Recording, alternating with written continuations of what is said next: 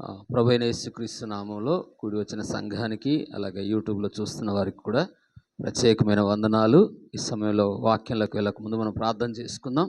అందరు కళ్ళు మూసుకోండి, ప్రార్థన చేద్దాం. ఈ సమయంలో మమ్మల్ని ఎంతగానో ప్రేమిస్తున్న మా ప్రియ పరలోకపు తండ్రి, పరిశుద్ధుడైన మా దేవ, ఈ సమయంలో వాక్యంలోకి వెళ్ళబోతుండగా మీ సన్నిధి, మీ తోడుంచి మీరు మాట్లాడమని, అయ్యా మీరు మాట్లాడితే మా జీవితాల్లో విశ్వాసంలో బలపరచబడతాం, బలం పొందుకుంటాం. నీ కృప చూపించండి, మహిమ పొందుకోమని యేసు నామములో అడుగుతున్నాను తండ్రి. హల్లెలూయా, హల్లెలూయా. ఈరోజు విశ్వాసం ద్వారా కలిగే ఏమైతే కలుగుతాయో కొన్ని అంశాలుగా మీకు ముందు చెప్తాను. చూడండి, విశ్వాసం ద్వారా ఈరోజు మనకు కలిగే ఏంటంటే చూద్దాం. మొదట విశ్వాసం ద్వారా కలిగే ఏంటంటే స్వస్థత. ప్రభు ఏమన్నాడంటే నీ విశ్వాసమే నిన్ను ఏం చేస్తుంది? స్వస్థత కలగజేస్తుంది. ఒకరోజు మా రవిబాబు ఇంటికి నేను వెళ్ళాము లేకపోతే ఫోన్లో చేశాను, నాకు కరెక్ట్ గుర్తుకు లేదు. మా డానికి అసలు బాగలేకుండే, జ్వరం, బలహీనత బాగలేకుంటే ఒకరోజు ఎన్ని హాస్పిటల్ తిరుగుతున్నా ఆ పిల్లోడు బాగు కావట్లేదు, బాగా బలహీనం అవుతున్నాడు. బాగానే హాస్పిటల్ చూపించారు, హాస్పిటల్కి వెళ్ళారు. ఆ పిల్లోడికి ఏ టాబ్లెట్ వేసినా తగ్గకపోయేకల్లా ఒకసారి నాకు ప్రార్థన చేయమని అడిగారు. ఎప్పుడైతే ప్రార్థన చేశామో ఆ కుమారుడు యొక్క విశ్వాసము చేసిన ప్రార్థన దేవుడు ఏం చేశాడంటే సంపూర్ణంగా బాగు చేశాడు. ఒకరోజు ఈ మధ్యకాలం ఒక 6 నెలలు అయిందో, సంవత్సరం కావచ్చు అనుకోండి, సంవత్సరం కావచ్చు. ఎందుకంటే ఈ మాట ఎందుకు చెప్తున్నా అంటే విశ్వాసము ద్వారానే మనకేం కలుగుతుంది చెప్పండి. కొన్నిసార్లు హాస్పిటల్కి వెళ్ళినా, మెడిసిన్ వాడుతున్నా, నీలో నమ్మకం లేకపోతే ప్రార్థన ద్వారా స్వస్థత ఏమవుతుంది చెప్పండి? కలగదు. కొన్నిసార్లు నేను బాదురుపల్లికి వెళ్తున్న సమయాల్లో కూడా ఎస్తేరు చిన్న కొడుకు ఉండేవాడు. వాడు ఎన్ని హాస్పిటల్కి వెళ్తున్నా తగ్గేది కాదు. ప్రార్థన చేస్తే తగ్గేది. ఆ చిన్నవాడికి ప్రార్థన చేస్తే వాళ్ళు కొన్నిసార్లు నేను ఫోన్లో ప్రార్థన చేసేవాడిని, కొన్నిసార్లు ఇంటికి వెళ్ళినప్పుడు నూనె రాసి కూడా ప్రార్థన చేసేవాడిని. చూడండి, ఆ వాక్యం కూడా మీకు చూపిస్తాను. నూనె రాసి ప్రార్థన చేయాలనే మాట కూడా మనం చూద్దాం. యాకోబు రాసిన పత్రిక 5వ అధ్యాయం 15వ వచనంలో మనం చూద్దాము.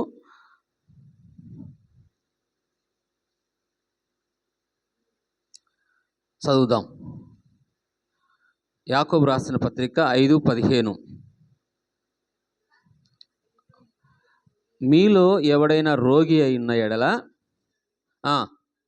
సంఘ పెద్దను పిలవాలను, ప్రభు నామమున అతనికి నూనె రాసి అతని కొరకు ఏం చేయాలంట? ప్రార్థన చేయాలి అనే మాట ఇక్కడ మనం చూస్తే విశ్వాస సహితమైన ప్రార్థన ఆ రోగిని స్వస్థపరచబడుతుంది, అతను లేపుతాడు. ఇక్కడ మనం చూస్తే ప్రార్థన చేసే వారిలో విశ్వాసం ఉండాలి. రెండవది, ప్రార్థన చేయించుకునే వారిలో కూడా ఏముండాలి చెప్పండి? ఏముండాలా? నమ్మకం ఉండాలి. ప్రభు బాగు చేస్తాడు, స్వస్థపరుస్తాడు. ఇక్కడ మొదటి మాటలో మనం చూస్తే 13వ వచనంలో మనం చూస్తే 13వ వచనం కూడా చదవండి.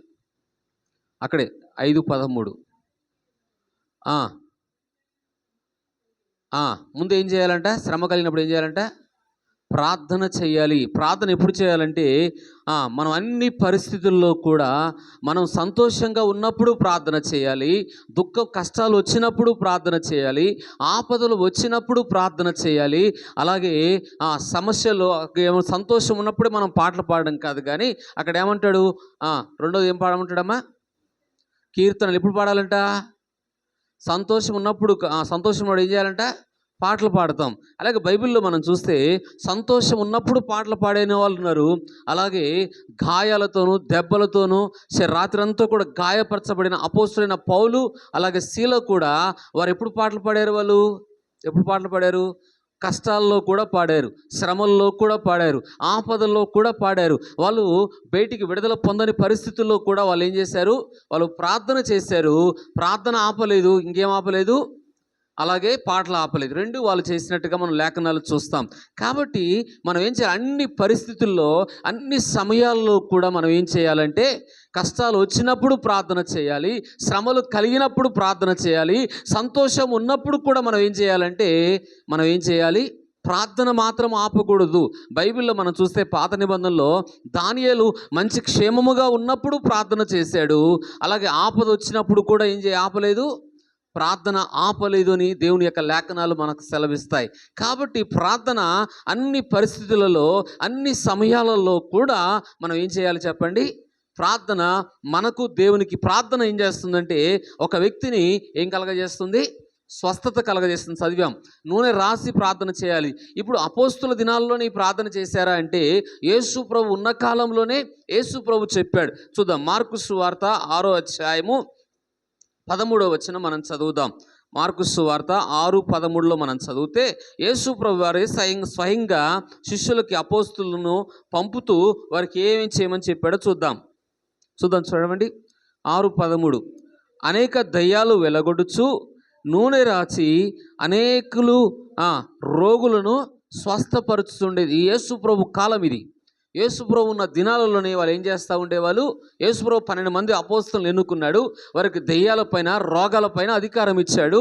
ఇస్తూ మీరు ఏంటికి వెళ్ళినప్పుడు రోగాలు స్వస్థత కలగాలంటే ఏం రాయమన్నాడు? నూనె ఆ రోజుల్లో స్వస్థతకు గుర్తుగా ఉన్నది. ఏం గుర్తుగా ఉంది చెప్పండి? నూనె ఆ రోజుల్లో ఏం ఉండేదంటే ఒలివ నూనె ఉండేది.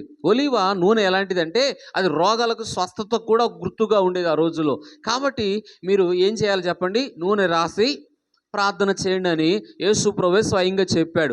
తర్వాతి కాలంలో కూడా చూస్తే మనము యేసు ప్రభు వారే ఒక వ్యక్తి గాయాలతో రోడ్డు మీద పడిపోయి ఉంటాడు.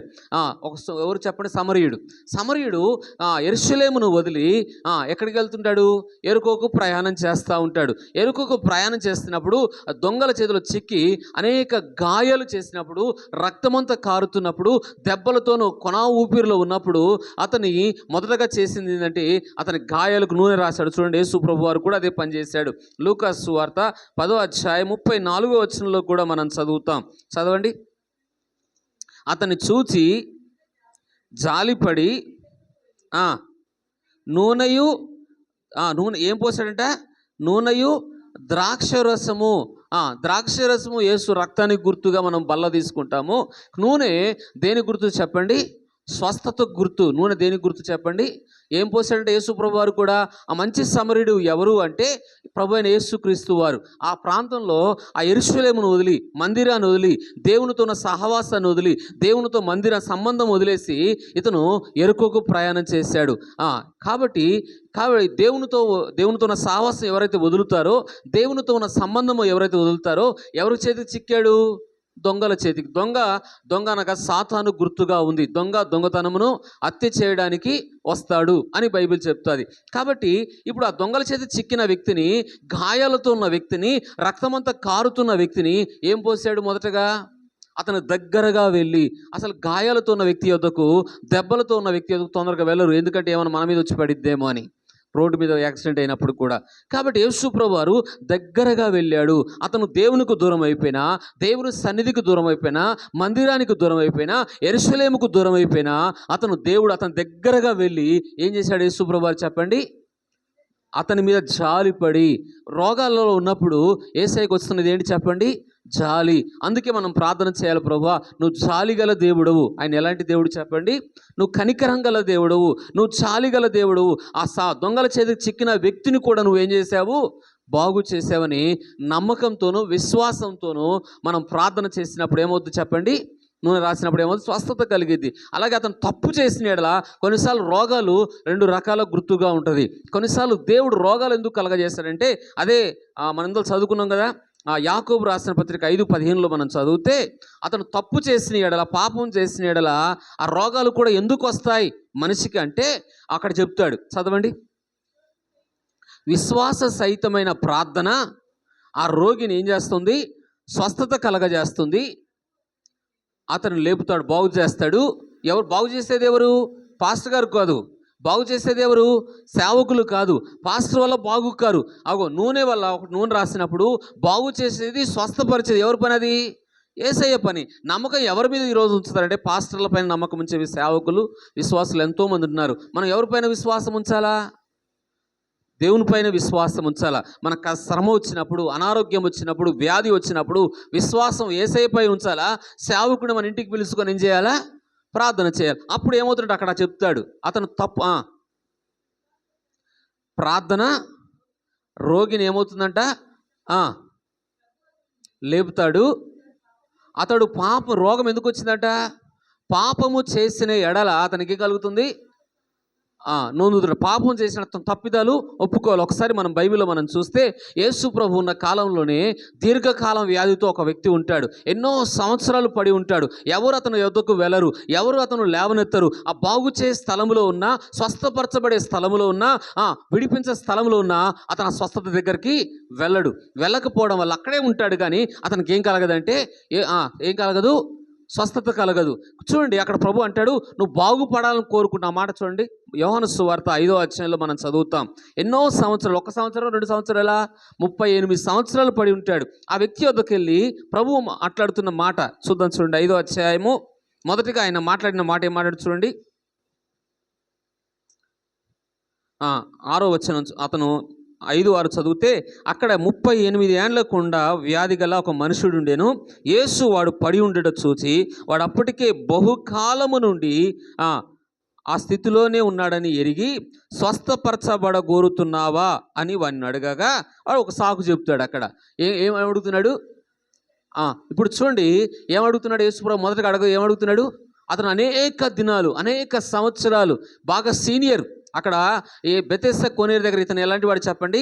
అందరికన్నా ఎక్కువ సీనియర్ ఎవరంటే ఈ వ్యాధిగ్రస్తుడు. ఎన్నో సంవత్సరాలు ఉన్నాడు. అతను అంటాడు, ఆ కోనేటు ఆ కదిలే కల్లా ఎవరు నాకు సాయం చేయట్లేరా అని సాకు చెప్తాడు. ఈ వ్యక్తి ఎన్నో సంవత్సరాల నుంచి పడి ఉన్నా అతనికి అక్కడ మంచిగా భోజనం దొరుకుతుంది, అవసరాలు దొరుకుతున్నాయి, సీనియర్ అయిపోయాడు. ఇంకా ఎక్కువ అతనికి కావాల్సిన అవసరం డబ్బు కూడా ఆ స్థలంలో అతనికి దొరుకుతుంది. చూడండి, అడుక్కునే వాళ్ళకు, పక్షవాతం వచ్చిన వాళ్ళకి, రోడ్ల మీద అడుక్కునే వాళ్ళకి ఏం దొరుకుతున్నాయి చెప్పండి? డబ్బులు ఇస్తున్నారు. కాబట్టి అతనికి మంచిగా ఉంది అది. కాబట్టి అతను చాలా సంవత్సరాలు అక్కడే పడి ఉన్నాడు. ఆ పడి ఉన్న వ్యక్తి యొద్దకు, ఆ పడిన స్థలం యొద్దకు ఎవరు వచ్చారు? యేసు ప్రభు వచ్చాడు. ఇప్పుడు ఇతను బాగుపోయి, ఎవరు కోరుతున్నావు అంటే, అవునయ్యా నన్ను బాగు చేయమని అడుగుతాడు. ఎప్పుడైతే అతని నమ్మకాన్ని బట్టి ఏమవుతున్నాడు? స్వస్థత కలగజేశాడు. అదే అధ్యాయంలో మనం చూస్తే యేసు ప్రభు వారు దేవాలయంలోకి వచ్చాడు. ఆ వ్యక్తి ఎక్కడికి వచ్చాడు? ఎప్పుడైతే బాగుపడ్డాడో, స్వస్థత కలిగిందో ఆ వ్యక్తి ఎక్కడికి వచ్చాడో చూడండి. అదే అధ్యాయంలో 8వ వచనం 10వ వచనమా చదవండి.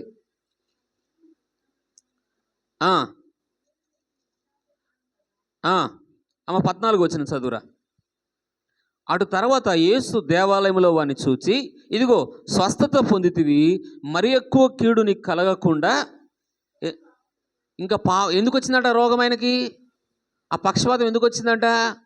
అతను ఎక్కువగా పాపం చేశాడు కాబట్టి ఆ రోగం అతనికి, ఆ పక్షవాయు రోగము అతనికి వచ్చిందని బైబిల్ చెప్తుంది. అంటే అతను చేసిన పాపాన్ని బట్టి అతనికి వచ్చిన శిక్ష ఏంటిదంటే రోగము.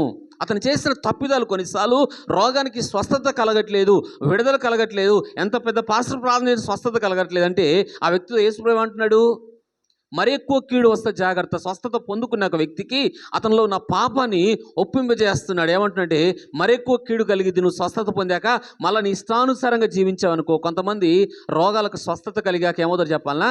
మళ్ళీ దేవుని వదిలేస్తారు, మందిరాన్ని వదిలేస్తారు, దేవునితో సంబంధం వదిలేస్తారు, మళ్ళీ ఇష్టానుసారంగా జీవిస్తూ ఉంటారు.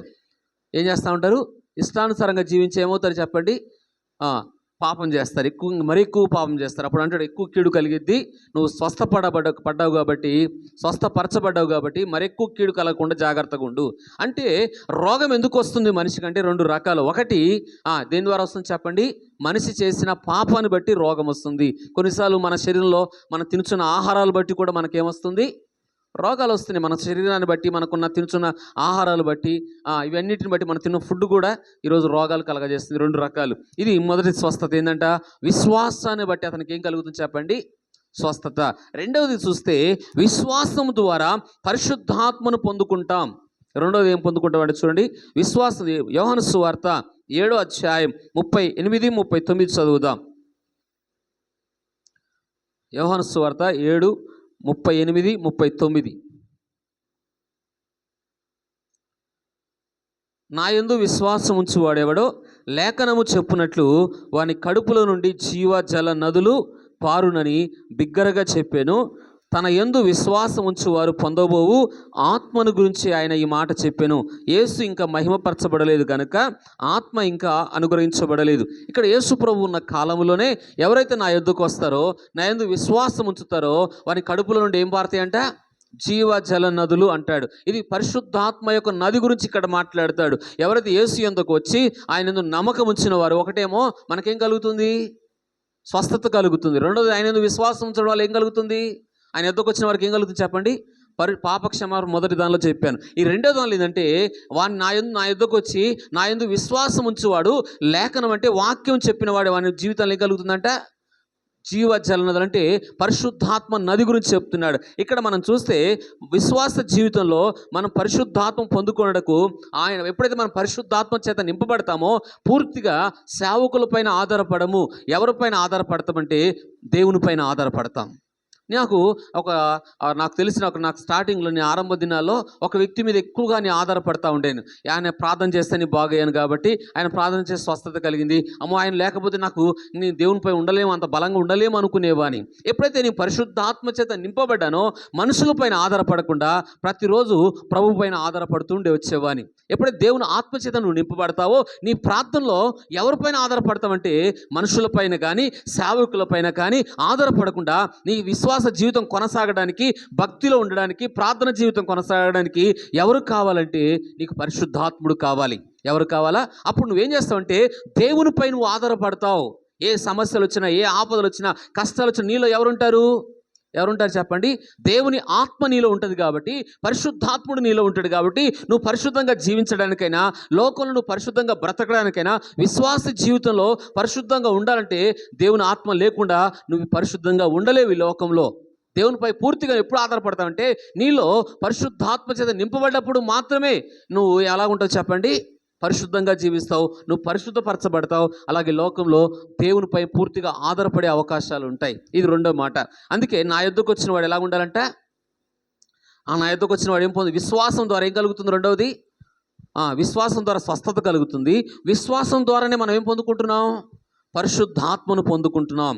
ఆ రోజులు యేసుప్రభు ఉన్న కాలం అప్పటికి పరిశుద్ధాత్ముడు భూమి మీదకి రాలే. దేవుడు వాగ్దానం చేయబడిన పరిశుద్ధాత్ముడు భూమి మీదకి రాలేదు. ఎప్పుడు వచ్చారంటే యేసుప్రభు చనిపోయి తిరిగి పునరుత్థానుడయ్యాక వాళ్ళు 10 రోజులు పరిశుద్ధాత్మ కొరకు ఉపవాసం ఉన్నప్పుడు అప్పుడు పరిశుద్ధాత్ముడు వాళ్ళ మీదకి వచ్చాడు. ఎవరి మీదకి వచ్చాడు?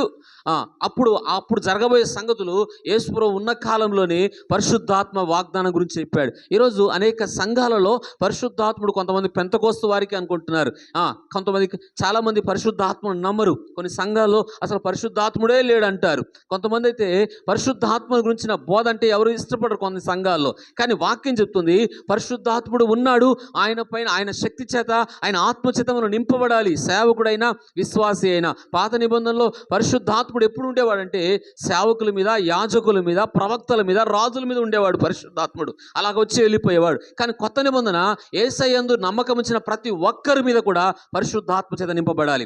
120 మంది దేవాలయంలోకి వెళ్ళారు. 10 రోజులు ఉపవాసం ఉన్నప్పుడు 120 మంది కూడా పరిశుద్ధాత్మ చేత నింపబడ్డారు. మనకి ఇప్పుడు విశ్వాసం ద్వారా ఏం పొందుకోవాలి? మనము పరిశుద్ధాత్మ పొందుకుంటే మన ప్రార్థనలో మనం ఎలాగో ప్రార్థన చేయాలో నేర్పిస్తాడు, అలాగే ఆయన పైన ఆధారపడడం నేర్పిస్తాడు. అలాగే మన విశ్వాసం కూడా బలం పొందుకుంటాం. మన ఆలోచనలో కూడా దేవుని ఆత్మ పనిచేస్తూ ఉంటుంది. ఇది రెండో మాట. మూడో మాట, ఆయన యందు విశ్వాసం ఉంచడం ద్వారా నిత్య జీవం కలుగుతుంది. మూడో విశ్వాసం ద్వారా ఏంటి చెప్పండి? మొదటి విశ్వాసం ఏంది? స్వస్థత కలుగుతుంది. ఎన్ని కారణాలు? మన అన్ని పరిస్థితుల్లో కూడా మనం ప్రార్థన చేస్తే, రోగం వచ్చినప్పుడు కూడా ప్రార్థన చేస్తే స్వస్థత కలుగుతుంది. అలాగా ఎందుకు వస్తుంది? రోగాలు ఎందుకు వస్తున్నాయి చెప్పండి? ఒకటి మన పాపం ద్వారా, రెండవది మనం తినుచున్న ఫుడ్ వల్ల కూడా అనారోగ్యాలుగా వస్తున్నాయి. రెండవది చూస్తున్నాం, విశ్వాసం ద్వారా ఏం పొందుకుంటున్నాం? మనము పరిశుద్ధాత్మను పొందుకుంటున్నాం. ఆయన పైన ఆధారపడగలుగుతాం. ఏ పరిస్థితుల్లో, ఏ సమస్యలో మనుషులపై కంటే కూడా ఎక్కువగా దేవుని పైన ఆధారపడేటట్టుగా చేస్తాడు పరిశుద్ధాత్ముడు. హల్లెలూయా. ఇది రెండవది. మూడవది మనం చూస్తే విశ్వాసం ద్వారా నిత్య జీవం కలుగుతుంది. నిత్య జీవం అంటే ఏంటిది? నిత్య జీవం అంటే ఏంటి చూద్దాం. యోహాను సువార్త 11:25 నుంచి చదవండి. యోహాను సువార్త 11:25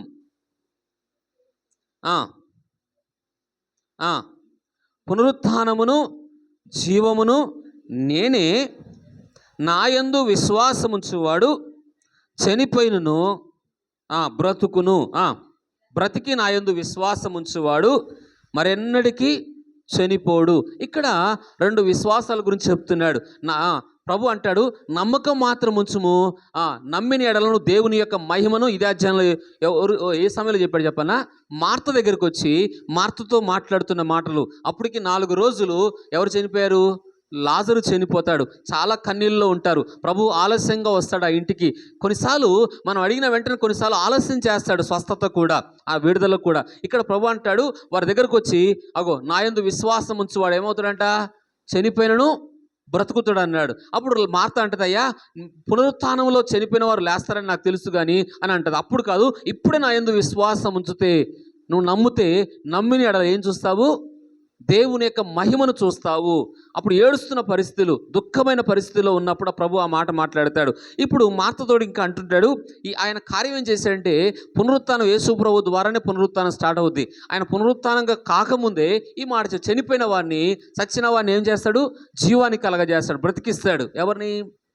లాజర్ను బ్రతికిస్తాడు. ప్రభు అక్కడ మనకేం నేర్పుతున్నాడంటే, ఇగో చనిపోయిన వాడు నా యందు విశ్వాసం ఉంచినా నేను శరీరాన్ని బ్రతికించగలుగుతాను, అలాగే ఆత్మను కూడా నేను బ్రతికించగలుగుతాను.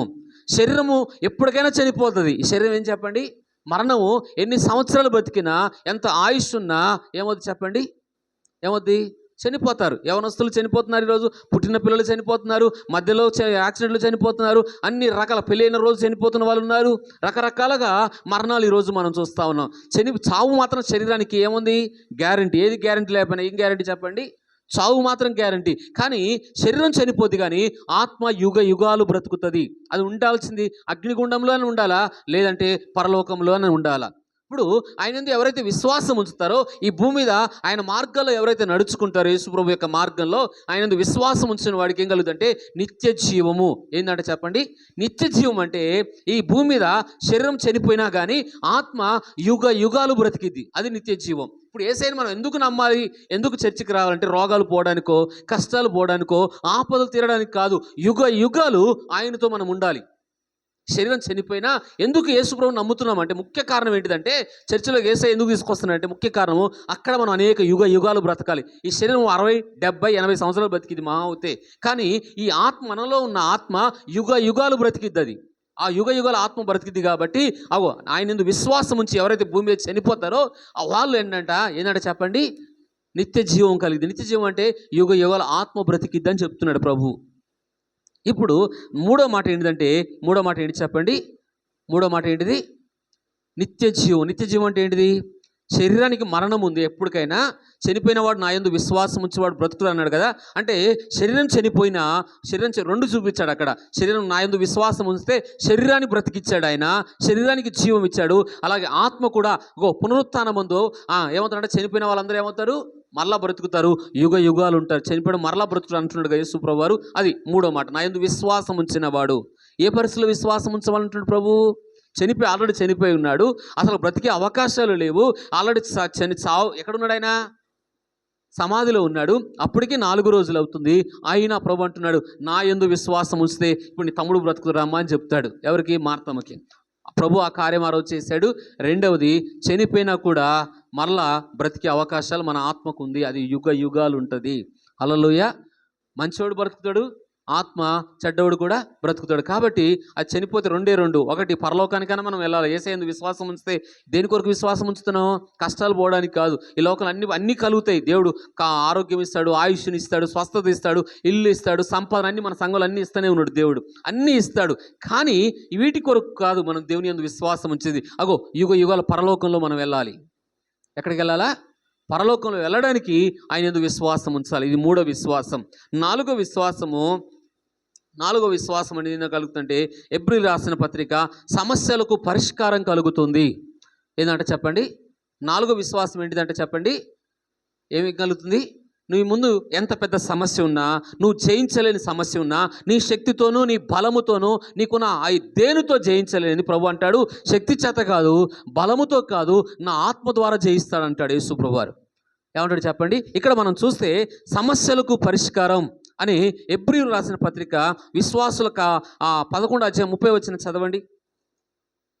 30వ వచనం, ఎబ్రీయులు రాసిన పత్రిక 11వ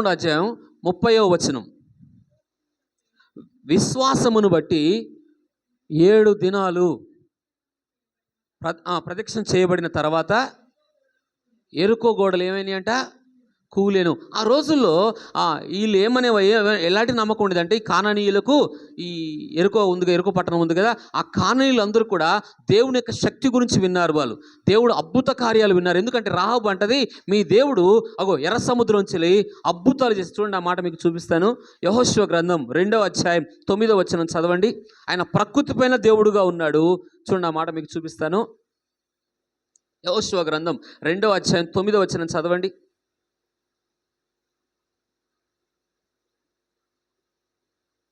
యెహోషువ గ్రంథం 2వ అధ్యాయం 9, 10 వచనాలు.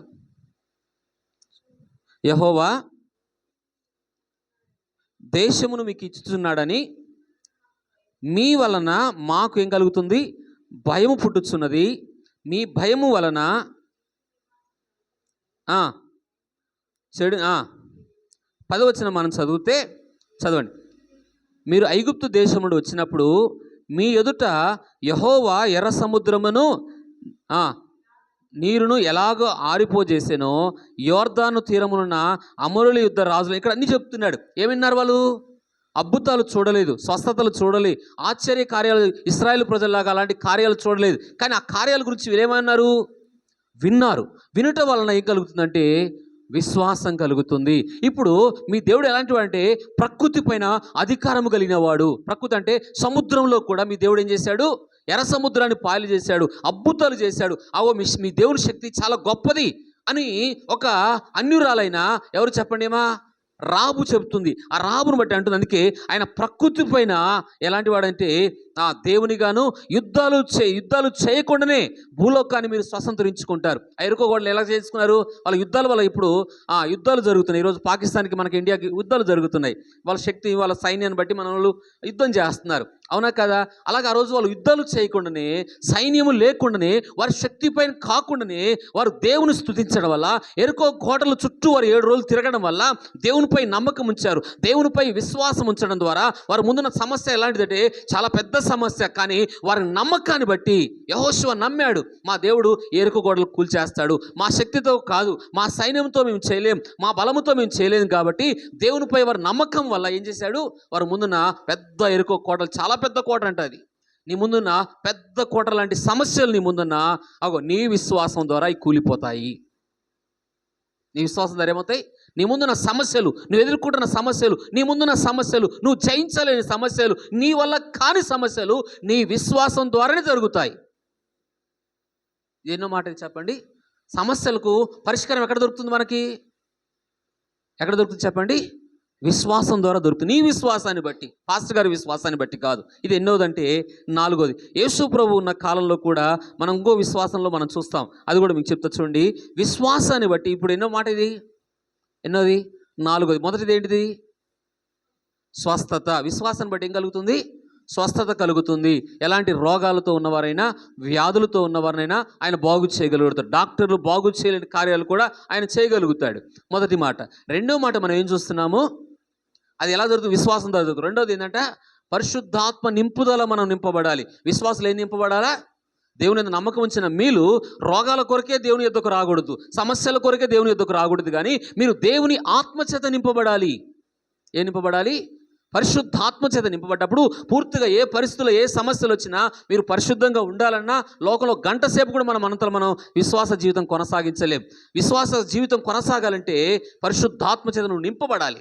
నింపబడినప్పుడు మాత్రమే నువ్వు పరిశుద్ధంగా ఉంటావు. పూర్తిగా ఎవరిపైన, మనుషులపైన నువ్వు ఎక్కువ ఆధారపడవు. మా పాస్టర్ ప్రార్థన చేస్తే కార్యాలు జరుగుతాయి, మా ప్రార్థన బట్టి కూడా దేవుడు చేస్తాడనే విశ్వాసం నీలో దేవుడు కలగజేస్తాడు. నీలో కలగజేస్తాడు. పరిశుద్ధాత్ముడు నీలో ఉంటే నీ విశ్వాసాన్ని బట్టి దేవుడు ఏం చేస్తాడు? కార్యాలు చేస్తాడు. అది విశ్వాసం, మొదటి విశ్వాసం. రెండోది ఏంటంటే పరిశుద్ధాత్మతో మనం ఏమవ్వాలా? విశ్వాసం ద్వారా నింపబడతాము. నమ్మకం వల్లనే పరిశుద్ధాత్మ నింపబడతాం. మూడవది నిత్య జీవం. చనిపోయిన మనిషికి ఏముంది? ఆత్మ. శరీరం చనిపోద్ది కానీ ఆత్మ యుగ యుగాలు ఉంటుంది. దాని కొరకు మనం ప్రభువుని నమ్మాలి. మెయిన్ ముఖ్య ఉద్దేశం ఏంటిదంటే ఈ లోకం ఇప్పుడు సేవకులు ఏంటంటే ఎక్కువగా భూ సంబంధమైన రోగాల గురించి చెప్తా ఉన్నారు, ఆశీర్వాదాల గురించి చెప్తున్నారు. కానీ వాస్తవం ఏంటిదంటే మనం నిత్య జీవనం యుగాలు, మనిషి గ్యారంటీగా చనిపోతాడు, అక్కడ యుగాలు ఉంటాడు. మనిషికి మరణం గ్యారంటీ కాబట్టి అక్కడ ప్రభుత్వం మనం ఉండాలి. కాబట్టి దాని కొరకు ఆయన మీద మనం విశ్వాసం ఉంచాలి. అది 3వ విశ్వాసం. 4వ విశ్వాసం ఏంటంటే నీ ముందున్న పెద్ద సమస్యలు నువ్వు జయించలేనివి, నీ శక్తి వల్ల కానివి, నీ బలం వల్ల కానీ, నీ వల్ల ఏది జరగకపోయినా దేవుని యందు విశ్వాసం ద్వారా నీ ముందున్న సమస్యలకు పరిష్కారం చేస్తాడు ఆయన, నీ విశ్వాసాన్ని బట్టి. ఇది 4వది. 5వది మనం చూస్తే విశ్వాసాన్ని బట్టి నాశనం నుండి తప్పించబడిందో ఈమెని. ఏం పేరు? రహాబే. మనం చూద్దాం, చూడండి. అదే 11:31 ఎబ్రీ రాసిన పత్రిక 11:31 మనం చదువుదాం. విశ్వాసాన్ని బట్టి రహాబు, ఆ మాట మళ్ళీ చదువమ్మా. రహాబు ఆమె ఎవరు చెప్పిన ఆమె వృత్తి ఏంటిది? ఆమె చాలా అందంగా ఉండొచ్చేమో. ఆమె వేశ్యగా మారడానికి గల కారణం ఏంటిదంటే ఆమె చాలా అందగత్తి అని అంటున్నారు బైబిల్ చరిత్రకారులు. చాలా అందంగా ఉంది, చాలా అపవిత్రురాలు, చాలా దేవునికి విరోధంగా జీవించిన ఆమె. అలాంటి ఆమె కూడా దేవుని యందు ఏముంచిందంటే చెప్పండి, విశ్వాసం ఉంచింది, నమ్మకం ఉంచింది. మీ దేవుడు అద్భుత కార్యాలు చేస్తాడు. ఆమె ఇందాక చెప్తుంది కదా, ఇందాక మనం చదువుకున్నాగా, రాహబు ఏమంటుంది? మీ దేవుడు ఆకాశం అందే కాదు భూమి మీద కూడా దేవుడే అని. ఈ దేవుని యందు ఆయన చేసిన కార్యాలందు ఏం చేసిందంటే నమ్మకం ఉంచింది. ఆ నమ్మకం ఏం చేసిందంటే నాశనం అవుతున్న ఎరుకో పట్టణంలో అందరూ నాశనం అయిపోయారు. కానీ అందరికంటే ఎక్కువ ఏం పాపం చేసినా ఈమె ఇంటి వారు కాపాడబడ్డారు. కారణం ఏంటంటే విశ్వాసాన్ని బట్టి. ఈమె పరిశుద్ధురాలను బట్టి కాదు, ఈమె మంచితనాన్ని బట్టి కాదు, ఈమె నీతిని బట్టి కాదు, ఈమె దేవుని యందు మంచి భక్తురాలు కూడా కాదు. అయినా ఈమె చాలా అపవిత్రురాలు. కానీ ఆమెలో ఉన్నది ఏంటంటే విశ్వాసం ఉంది. ఆమెలో ఏముంది? ప్రభు పైన నమ్మకం ఉంది. వినటం వల్ల విశ్వాసం కలుగుతున్నాం కదా. ఆమె దేవుని యందు నమ్మకం ఉంచింది. నమ్మకం ఉంచడం వల్ల సేవకులకు ఏం చేసింది? ఆ ఇంటికి ఎప్పుడు ఎవరు వెళ్ళేవాళ్ళు? ఆ ఇంటికి ఎప్పుడు అపవిత్రులు ఆమెతో పాపం చేయడానికి వెళ్ళేవారు. కానీ ఒకరోజు మంచి పరిశుద్ధుల్ని, సేవకుల్ని ఇంటికి చేర్చుకుంది. వారిని చేర్చుకోవడం ద్వారా ఈమె ఏం కలిగింది చెప్పండి? నాశనము నుండి దేవుడు సేవకులను ఇంట్లో చేర్చుకోవడం ద్వారా వాళ్ళు ఏమయ్యారు? కాపాడబడ్డారు. నాశనం నుండి ఏమయ్యారు? తప్పించబడ్డారు. కాబట్టి ఈ 4వ మాట ఏం చూస్తున్నామంటే నాశనం నుండి దేవుడు తప్పిస్తాడు. విశ్వాసాన్ని బట్టి ఏం చేస్తాడు? నాశనం అయిపోతున్న జీవితాన్ని నుండి దేవుడు ఏం చేస్తాడు? తప్పిస్తాడు. ఇంకో 2వది మనం చూస్తే విశ్వాసం ఎలాంటిదంటే మనం చూద్దాం. ప్రభు అంటాడు ఒకసారి ఆయనతో ఉన్న సేవకుల్ని గద్దిస్తాడు. ఆయన దగ్గరకు వచ్చిన వాళ్ళు విశ్వాసం లేని తరములారా అంటాడు. చూడండి యేసుప్రభు గారు మార్కు సువార్త 9:13 మనం చదువుదాం. నేను ముగింపులోకి వచ్చాను. చూడండి మార్కు సువార్త 9:19 విశ్వాసం లేని తరములారా ఎంతకాలం మీతో నేను ఉంటానంటాడు. అందుకు ఆయన ఏ తరం అంట? అది ప్రభుతో ఉన్నారు. ప్రభు అద్భుతాలు చూశారు, కళ్ళారు చూశారు, దయ్యాలు వెళ్ళగొట్టాడు యేసుప్రభు వారు, రోగాలు బాగు చేశాడు, చనిపోయిన వారు లేపుతున్నాడు, ఎలాంటి దయ్యాలైనా విడుదల చేస్తున్నాడు. ఎవరు బాగు చేయని అద్భుతాలు ప్రభు అయిన యేసుక్రీస్తు వారు చేస్తున్నా అక్కడ ఆయనతో ఉన్నవారికి ఏం లేదు చెప్పండి, ఏం లేదు. అప్పటికి వారు అపోస్తలుగా దేవుని చేత నియమించబడ్డారు. ఇప్పుడు ఏమంటుండే విశ్వాసం లేని తరములారా ఏమంటున్నాడు? వారిని ఏం గద్దిస్తున్నాడు? ఆయనతో ఉన్నవారికి ఏం లేదు, ఆయన మీద విశ్వాసం లేదు. ఆయన యుద్ధకు వచ్చిన వారికి కూడా విశ్వాసం లేదు. ఆయన యుద్ధకు వచ్చిన వారు కూడా ఒక తండ్రి తన కుమారుడికి బాగులేదు, దెయ్యం పడుతుంది, అవునా కదా?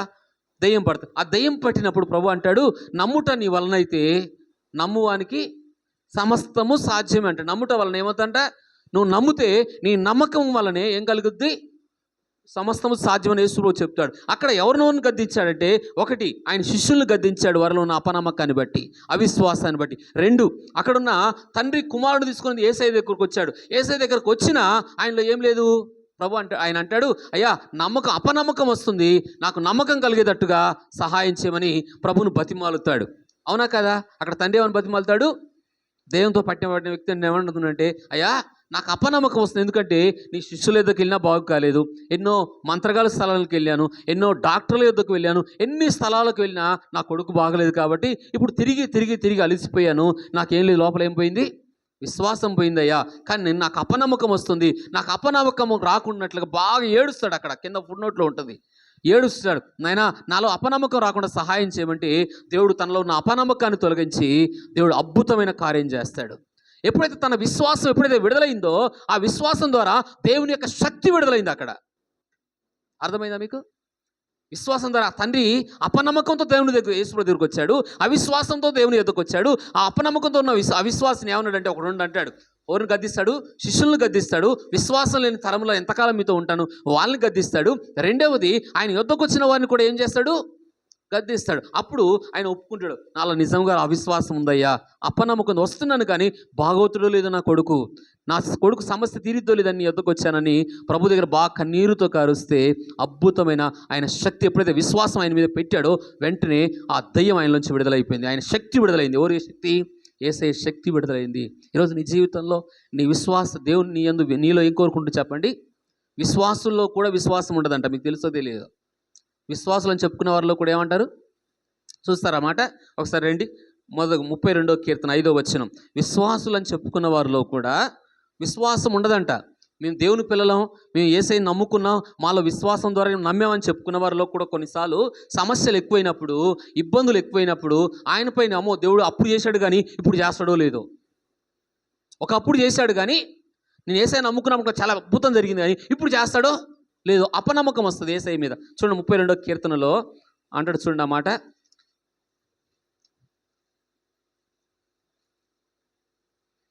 32 ఎన్నో వచనం అది?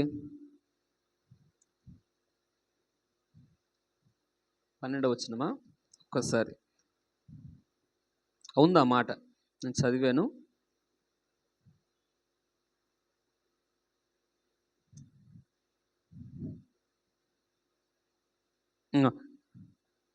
భక్తి కలిగిన వారందరూ ప్రార్థన చేస్తారు. ఆ మాట ఎక్కడ చదివాను నేను. సరే, 12వ కీర్తన చూడండి, నేను రాసుకోలేదు అది. 12వ కీర్తన మొదటి వచనం దొరికి చూడండి. యెహోవా మమ్మల్ని రక్షించుము, నన్ను రక్షించు. భక్తి కలిగిన వారందరూ ఏంటంట? యేసయ్యందు భక్తిగా ఉంచి, యేసయ్యందు విశ్వాసం ఉంచి దేవుని సన్నిధికి వచ్చిన వారిలో కూడా ఏం లేదంట? చర్చికి వస్తున్నారు కానీ ఏం లేదు, భక్తి లేదు. విశ్వాసులు నరుల్లో ఉండకుండా గతించిపోయి. నరులు ఏమంటే ఎవరు? నేను, మీరు. కొన్నిసార్లు ఏముండదంట? భక్తి కలిగిన వారు అనుకుంటున్న వారిలో కూడా ఏముండదన్నమాట? విశ్వాసం ఉండదు.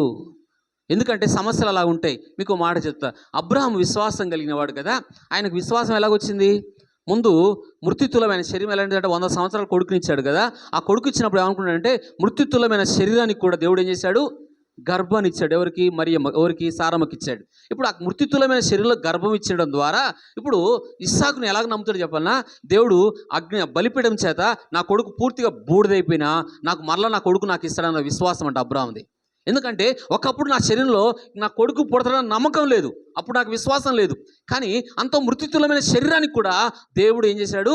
శక్తినిచ్చి, ఆరోగ్యాన్ని ఇచ్చి, కుమారునిచ్చాడు. ఇప్పుడు అదే కొడుకును అడుగుతున్నాడు కాబట్టి ఆ కొడుకు ఇప్పుడు ఒకవేళ బలిపీఠం పూర్తిగా నా కొడుకు బలి పశువు కాలిపోయినా నా కొడుకును మరలా నాకు ఇస్తాడని నమ్మకం అంటే అబ్రాహాంకి. ఆ మాట కూడా మీకు చూపిస్తా చూడండి. ఎబ్రీ రాసిన పత్రిక. అబ్రాహాంలో అంత విశ్వాసం ఉండేదంట. చూద్దాం ఆ మాట.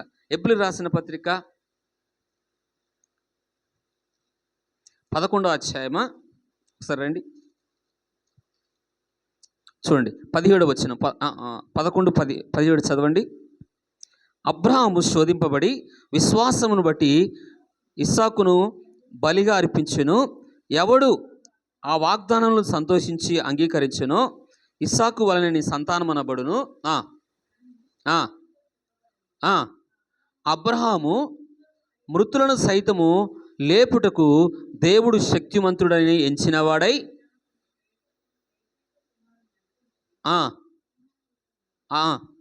అతనిని మృతుల్లో నుండి మరలా పొందాను. ఎలా పొందగలిగాడు చెప్పండి? అతనిలో ఎలాంటి విశ్వాసం ఉంది? ఒకప్పుడు మృత్యుతులమైన రోమపత్రికలు అంటాడు, మృత్యుతులమైన శరీరంలో దేవుడు ఏమిచ్చాడంటే గర్భఫలం ఇస్తాడు. ఎవరికి? అబ్రాహాంకి. 100 సంవత్సరాలకి ముసలాంకి గర్భఫలం ఇస్తాడు. అసాధ్యమైనది, డాక్టర్ల వల్ల కానిది అద్భుత కార్యం ప్రభు చేస్తాడు. చేయడం ద్వారా ఇప్పుడు ఆ మృత్యుతులమైన శరీరానికి అంత గర్భాన్ని ఇచ్చిన దేవుడు ఈరోజు నా కుమారుడు ఒకవేళ ఈ బలిపీఠం మీద కాలిపోయినా నా కుమారుడు మళ్ళా నాకు ఇస్తాడు. నా కుమారుడు ఎవరంటే వాగ్దాన పుత్రుడు, నా కొడుకు. దేవుడు వాగ్దానం చేశాడు నా కొడుకు కోసం. అంటే ఒకప్పుడు ఆయన జీవితంలో జరిగిన విశ్వాస జీవితంలో జరిగిన కార్యము ఇప్పుడు కూడా చేయగలుగుతాడని నమ్మకం. అర్థమైందా? నీ విశ్వాసం ఎలా ఉండాలి చెప్పనా? ఒకప్పుడు చేసిన దేవుడు, ఒకప్పుడు అద్భుతం చేసిన దేవుడు ఈరోజు కొన్ని ముందున్న సమస్యలకు పరిష్కారం చేస్తాడని నమ్మాలంతే. ఆ నమ్మకాన్ని బట్టి ప్రభు ఏం చేస్తాడు? కార్యం జరిగిస్తాడు. ఇది చివరిగా ఇంకొక విశ్వాసాన్ని గురించి చూస్తాను. ఇది ఎన్నోది చెప్పండి? 5వది. విశ్వాసం బట్టి నాశనం నుండి ఏమయ్యారు? తప్పించబడింది ఎవరు? రాహాబు. 6వది మనం చూస్తే విశ్వాసం ద్వారా గొప్ప కార్యాలు జరిగాయి. చూద్దాం. హెబ్రీ రాసిన పత్రిక 11:33-34.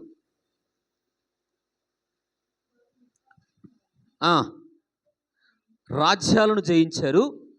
ఏ రాజ్యాన్ని జయించారు వాళ్ళు? బబులోనులో. అక్కడ ఇంకా చదవమా.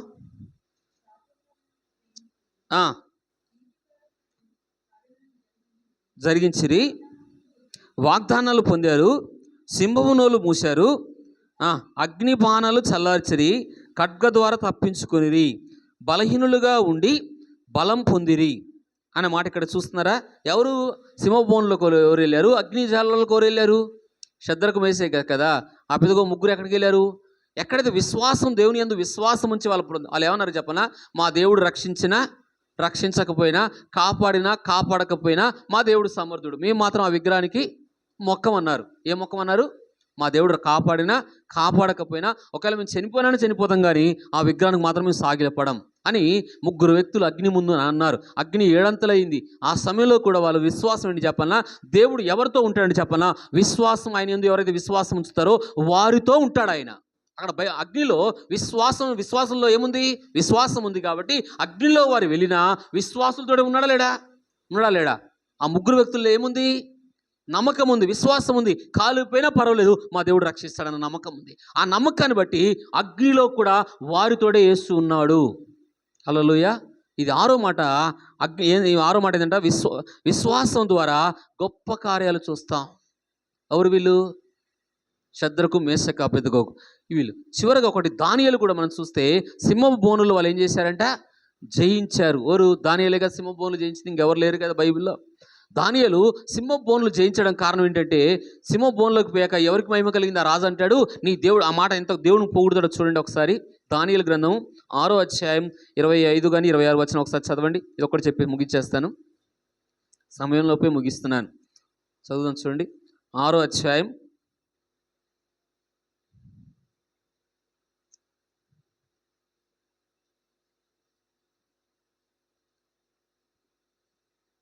22 నుంచి చూద్దాం. దాని ముందు 20 వచనం చూడమ్మా. అతడు గుహ దగ్గర రాగానే దుఃఖ స్వరముతో దానియేలు పిలిచి, జీవము గల దేవుని సేవకుడైన దానియేలు, నిత్యము నువ్వు సేవించిన నీ దేవుడే నిన్ను రక్షించేనా అని. ఏంటంట? నేను నిన్ను రక్షించలేదు, రాజుగా నువ్వు నాకు స్నేహితుడివే, రాజుగా నాకు నువ్వు దగ్గర సంబంధం కలిగిన వాడివే, అయినా నిన్ను ఏం చేయలేకపోయాను?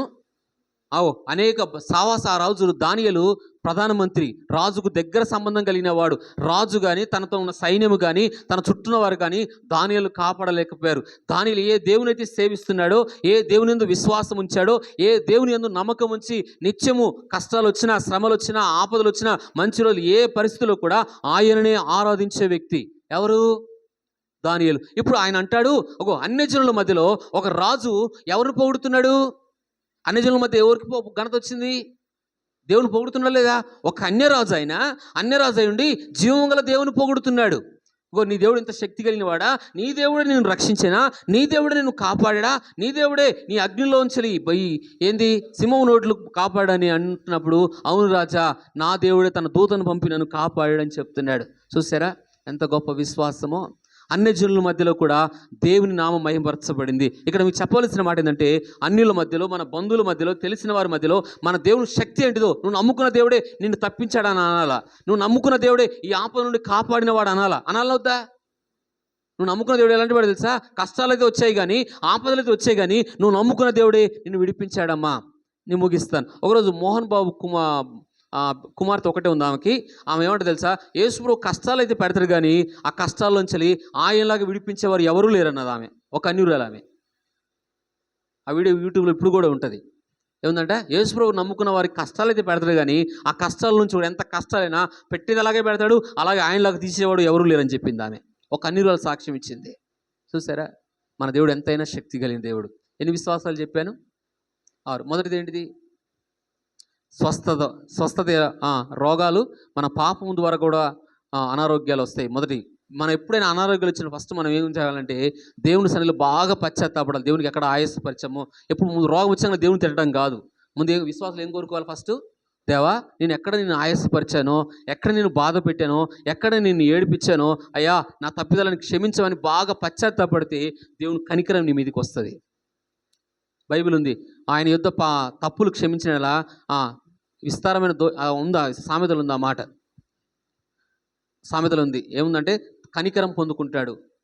అతిక్రమములు దాచిపెట్టేవాడు వర్ధిల్లడు, దాన్ని ఒప్పుకున్న వాడి మీదకి కనికరం పొందుకుంటాడు. నీ మీదకి కనికరం రావాలన్నా, శిక్ష రావాలన్నా, నా మీదకైనా ఎప్పుడైనా రోగాలు వచ్చిన మొదటగా మనం చేయాల్సిన పని ఏంటిదంటే మన అతిక్రమాలు, దేవుని ఎక్కడ ఆయాసపరిచామో ముందు దేవుని తిట్టడం కన్నా ముందు మనం చేసిన తప్పిదాలు బాగా పశ్చాత్తాపడి, ప్రభువా నేను ఎక్కడ ఆయాసపరిచా బాగా కన్నీరు గారు చేడిచామనుకో, దేవుడు కనికరం గలవాడు, క్షమిస్తాడు, కనికరిస్తాడు. క్షమిస్తాడు, రెండోది ఏం చేస్తాడు? కనికరించబడతాం. అది మనం జరగాలి. మన విశ్వాస జీవితంలో ఏ రోగం వచ్చినా, ఏ ఆపద వచ్చినా ఫస్ట్ మన తప్పిదాలు ఒప్పుకోవాలి, నాదైనా మీదైనా. రెండో విశ్వాసం ఏంటి చెప్పండి? విశ్వాసులు కూడా తప్పు చేస్తారనే కదా దాన్ని తప్పు చెప్తుంది వాక్యం. మొదటి విశ్వాసం ఏంటిది? రోగాలు వచ్చినప్పుడు మన తప్పిదాలు ఖచ్చితంగా ఒప్పుకోవాలి. రెండో పరిశుద్ధాత్మ, ఆయన యందు విశ్వాసం ఉంచడం ద్వారా ఏం కలుగుతుంది? పరిశుద్ధాత్మ నింపుదల కలుగుతుంది. అప్పుడు దేవునిపై పూర్తిగా ఎవరిపైన ఆధారపడవు, దేవునిపైన ఆధారపడే శక్తి, అభిషేకం నీకు ఇస్తాడు దేవుడు. రెండవది. మూడవది నిత్య జీవం, అంటే యుగ యుగాలు జీవిస్తావు మనిషి. ఏం చెప్పండి? యుగ యుగాలు ఆయన మీద నమ్మకం ఉంచిన వారు ఏం జీవిస్తారు? యుగ యుగాలు ప్రభువులో జీవిస్తారు, చనిపోయినా బ్రతుకుతారు మనిషి. మూడవది. నాలుగోది విశ్వాసం ద్వారా వారి ముందు సమస్యలు పరిష్కారం అవుతాయి. నీ ముందు ఎంత పెద్ద సమస్యలైనా, నువ్వు జయించలేని సమస్యలైనా, నీ బలముతో, నీ డబ్బుతో, నీకున్న ఎవరితో జయించలేని పరిస్థితులైనా నీ విశ్వాసం ద్వారా ఈ కథకాలం దేవుడు ఇప్పుడు కూడా ఇంతకుముందు పెద్ద సమస్యలు కూడా నా దేవుడు ఆయన పరిష్కరించలేని ఏ సమస్య లేదు, ఆయనకు సాధ్యమైనది ఏది లేదు. సమస్తము సాధ్యమని ఎప్పుడైతే నమ్ముతావో అసాధ్యమైన కార్యాలు ప్రభు చేస్తాడు. ఇది నాలుగవది. ఐదవది, విశ్వాసం ద్వారా వాళ్ళు ఏం జయించారు? అబ్రహాము యొక్క విశ్వాసం చూసాం. అలాగే ఆ రోజు మనం చూస్తే వారి విశ్వాసం ద్వారా రాజ్యాలు జయించారు, అగ్నిబాణాలు జయించారు అనే వాక్యం చూసాం. దేవుడి కొద్ది మాటలు దీవించును గాక. ప్రార్థన చేసుకుందాం. ప్రభువా, మా విశ్వాసంలో ఎక్కడైతే మాలో ప్రభు అంటాడు అపనమ్మకం ఉంటే కొన్నిసార్లు మనం ప్రభు దగ్గర పశ్చాత్తాపడ, నీ అపనమ్మకాన్ని బట్టి దేవుని దగ్గరకు వచ్చినా, యేసయ్యందు విశ్వాసం దగ్గరకు వచ్చినా కొన్నిసార్లు ఎంత ప్రార్థన చేసినా కారణం ఏంటంటే మనలో అపనమ్మకం ఉంటే ప్రభు చేయడు, ప్రభు కార్యం చేయడు. నీ విశ్వాసాన్ని బట్టే దేవుడు చేస్తాడు, నీకున్న నమ్మకాన్ని బట్టే చేస్తాడు. ప్రార్థన చేసుకుందాం. మమ్మల్ని ఎంతగానో ప్రేమిస్తున్న మా ప్రియా పరలోకపు తండ్రి, పరిశుద్ధుడైన మా దేవ, మా విశ్వాసంలో కొన్నిసార్లు ఆరిపోతుంటాం, ఆయా బలహీనలు అవుతుంటాం, తొట్టిల్లుతుంటాం. కొన్నిసార్లు మా విశ్వాసంలో అయ్యా నీ మీద నమ్మకం ఉంచలేని అపనమ్మకం, అల్ప విశ్వాసం మాలో వస్తుంటుంది ప్రభా. విశ్వాసంలో తరములాగా మేము జీవిస్తుంటాము నాయన. ప్రభా, మా జీవితాల్లో అయా కనికరించి నరులు భూమి మీద భక్తి కలిగిన వారు విశ్వాసులు లేరని నీ వాక్యం చెప్తుంది నాయన. మళ్ళీ అలాగ అనేక సార్లు అలాంటి విశ్వాసం ఏదో పొందుకోలేకపోతున్నాం ప్రభా. మళ్ళీ విశ్వాసం ఎల్లప్పుడూ భూమి మీదంత కాలం నీ మీద ఎల్లప్పుడూ విశ్వాసం ఉండగలిగిన కృప చూపించమని యేసు నామములో అడుగుతున్నాను తండ్రి.